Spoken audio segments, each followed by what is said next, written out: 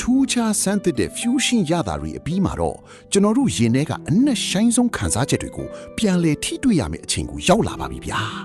ဟုတ်ပါတယ်ရှင်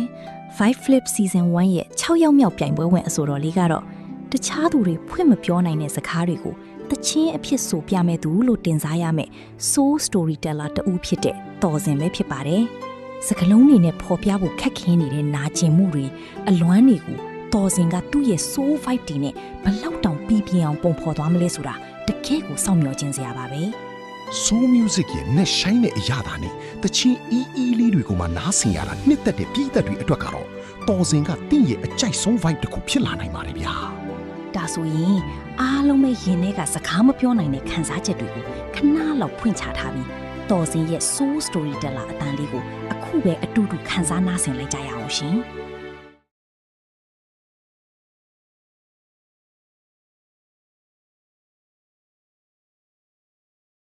သိချင်မိတာအမှန်ပါပဲအနာကမခွာရနိုင်ခဲ့ပြီဆိုင်သူရှိရင်တောင်းပန်ပါတယ်မင်းကတော့ဒါတွေမသိနိုင်မီဖွင့်ပြောဖို့အခွင့်အရေးမရှိလေဒီရင်ထဲမှာမင်းတယောက်တည်းပါချိန်ပြီးလွမ်းရတဲ့ညတွေလေမင်းအတွက်ဆိုရင်ခြေနဲ့ပါတယ်ငါယူတော့ခဲ့ပါသည်မြင်ခွင့်ရရုံနဲ့ခြေနဲ့ပါသည်မပိုင်ဆိုင်ရလဲချစ်နေအောင်မည်ဒီတစ်သက်တော်လေးမျက်နှာနေမည်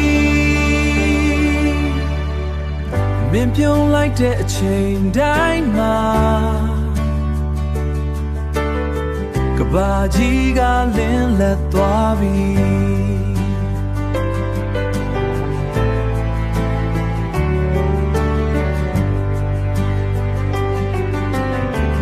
ကိုရရှိတဲ့နေရာလေးကခိုးချရတဲ့အဝေးတနေရာပါပဲငါယူတော့ခဲ့ပါသည်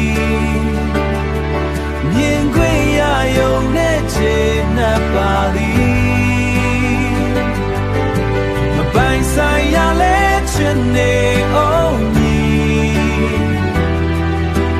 ဒီတစ်သက်တော်လေးမျက်နှာနေမည်